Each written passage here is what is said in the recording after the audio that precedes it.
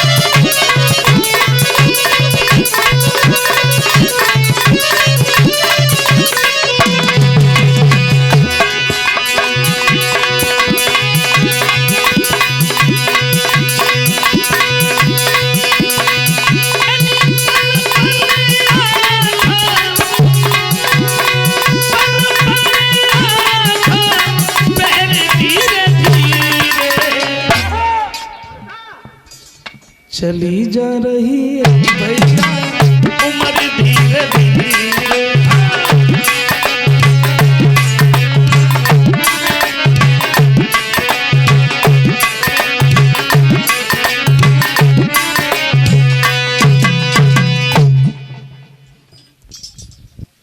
अब आइए गौर करते हैं यहां से आगे।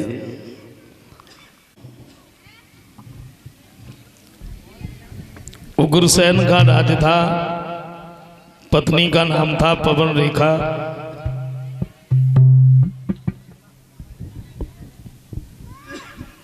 कहते तो ये हैं कि पवन रेखा ने, यानी पवन रेखा के साथ में दुर्मलिक नाम के राक्षस ने छल किया। धीरे धीरे समय बीता है पवन रेखा के गर्भ से।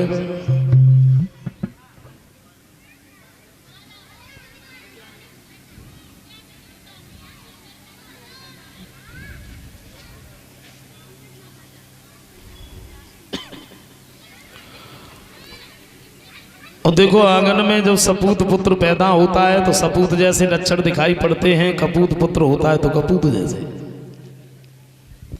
बच्चे ने जब जन्म लिया तो आंधी तूफान मचने लगे, बिजली चमकने लगी, बादल गरजने लगे, पानी भी बरसने लगा। हुआ क्या?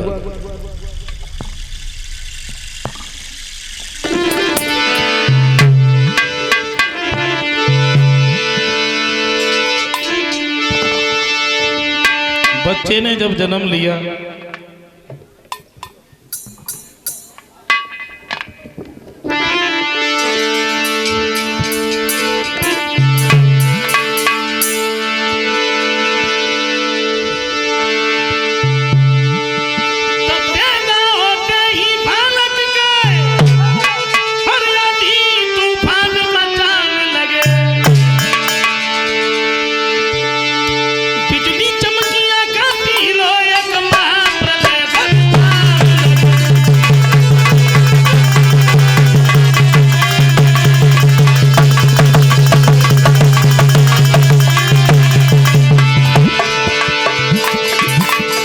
बच्चे ने जब जन्म लिया आंधी तूफान मचने लगे।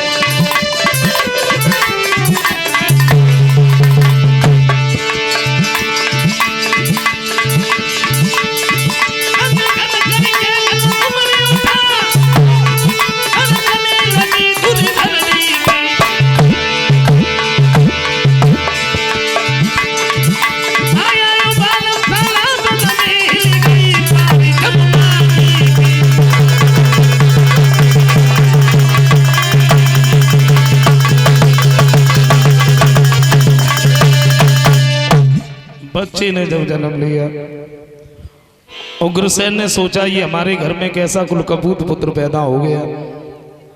और जब बच्चे ने जन्म लिया तो इस बच्चे का नाम कंस रखा। कंस आंगन में धीरे धीरे धीरे धीरे थोड़ा सा बड़ा हुआ।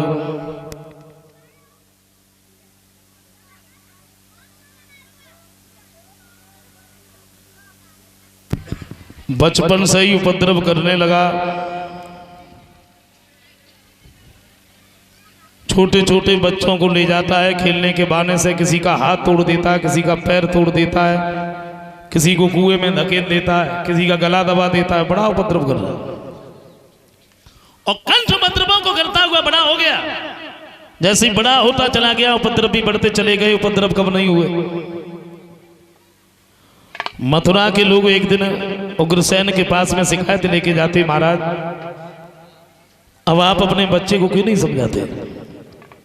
तुम्हारा लड़का तो बड़ा तंग किए रहता है, क्या करें? इस मथुरा को ही छोड़ दें कि डर की वजह से हम कुछ कह नहीं पाते, आप भी कुछ कहते नहीं। उग्रसेन ने जब सुना है तो कंस को अपने नजदीक बुलाया और एक बात कही, बेटा ये मैं क्या सुन रहा हूं?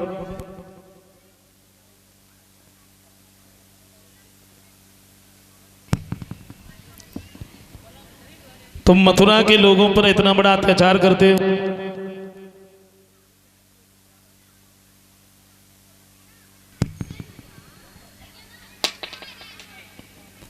तुम्हें नहीं मालूम राजा अगर अपनी प्रजा को ही मार दे फिर शासन किसके ऊपर करेगा? और वो राजा राजा नहीं होता जिससे प्रजा से प्रेम ना हो। और कंस ने जैसे ही इतने शब्द सुने उठ के खड़ा हो गया। जवाब दिया, सुन लिया आप लोगों ने पिताजी क्या कह रहे हैं? सुना?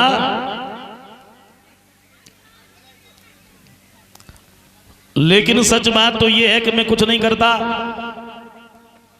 और सच बात यह भी है कि हमारे पिताजी के ऊपर बुढ़ापा है। अब इनके अंदर वो बुद्धि नहीं रही। इन्हें नहीं मालूम है कि राज्य कैसे चलता है। इन्हें आराम की सख्त जरूरत है। क्षमा करना, हम अपने आप से कोई निर्णय नहीं करेंगे। हम आप लोगों से पूछ रहे हैं, आप लोग हमें बताइए, अगर हम मथुरा के राजा बन जाएं तो फिर कैसा रहेगा? बोलो। कोई नहीं बोला। और कंस के जो पीछे घूमन बा रहे हैं उठ के खड़े हो गए, बोले महाराज की जय हो। आप अगर राजा बन गए तो फिर इससे सुंदर और क्या? कंस ने अपने पिता के सिर से मुकुट उतार करके अपने सर पर रख लिया। कंस राजा बन गया। उग्रसेन को हथकड़ी बेड़ियां लगा के जेल में डाल दिया। राज सिंहासन पर बैठ करके सभा को संबोधित करता हुआ बोला, हमारे सभा में बैठे हुए सभी सज्जनों,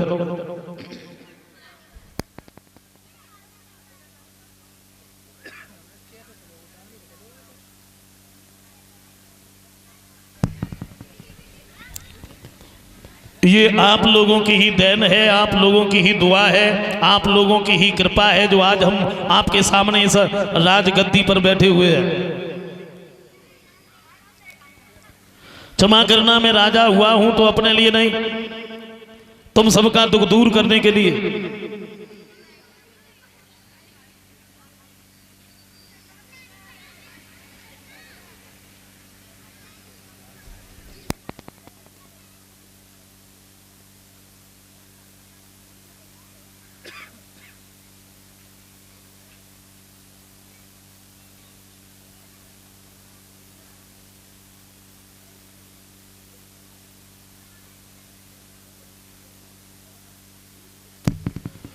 समझाया है।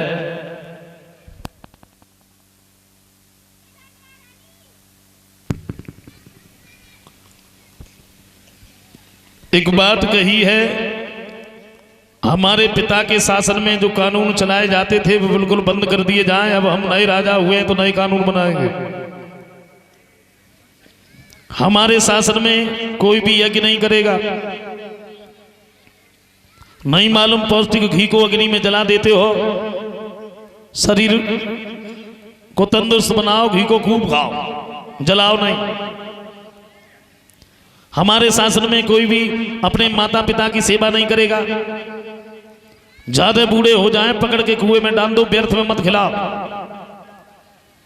मैं ये चाहता हूं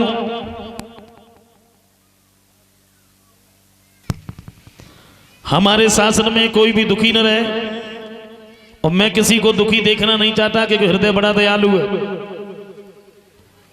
किसी को कोई दुख है, कोई कष्ट है, कोई तकलीफ है तो बोलो। हिम्मत करके खड़ा हो गया।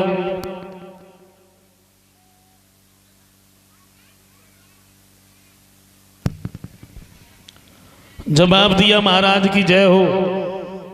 कहिए क्या तकलीफ है तुम्हें? बोले महाराज मैं ये चाहता हूं आपके पिता के शासन में जो कानून चलाए जाते थे आप वही कानून चलाएं, आप कोई नए कानून न बनाएं, इसका हमें बहुत बड़ा दुख है। जवाब दिया, भरी सभा में किसी को कोई दुख नहीं है लेकिन तुम्हें बहुत बड़ा दुख है, और मेरा हृदय बड़ा दयालु है, मैं किसी को दुखी देखना ही नहीं चाहता। ए जल्लादा, सुना नहीं तुमने? लिए बहुत बड़ा कष्ट है। अगर ये जीवित बने रहे तो दोबारा फिर दुख होगा, फिर मेरे सामने रोएंगे, गिड़गिड़ाएंगे, और मर गए तो दोबारा दुखी नहीं होगा।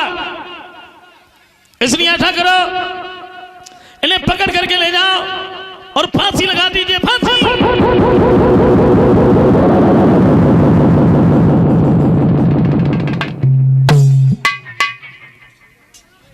और बोलो किसी को कोई दुख है? बोले महाराज बड़े आराम से रह रहे, दुख तो हो ही ना सकता है।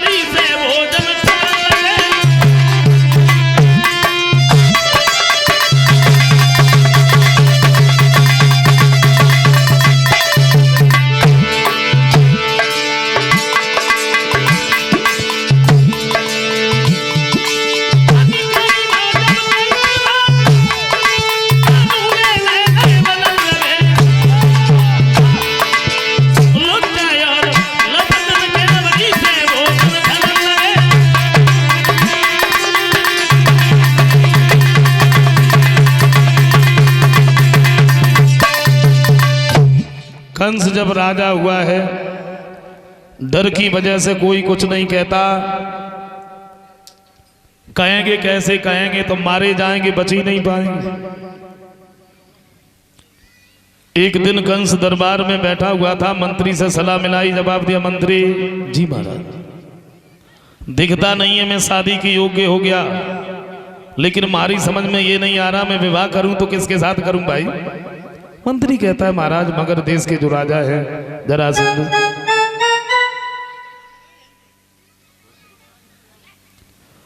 जिनके घर में 2 बेटियां हैं, अस्ति और प्राप्ति, जिनका नाम है, देखने में बड़ी सुंदर है, ऐसा करो आप उन्हीं के साथ में शादी कर लो। दोनों लड़कियां जो थी, ये दोनों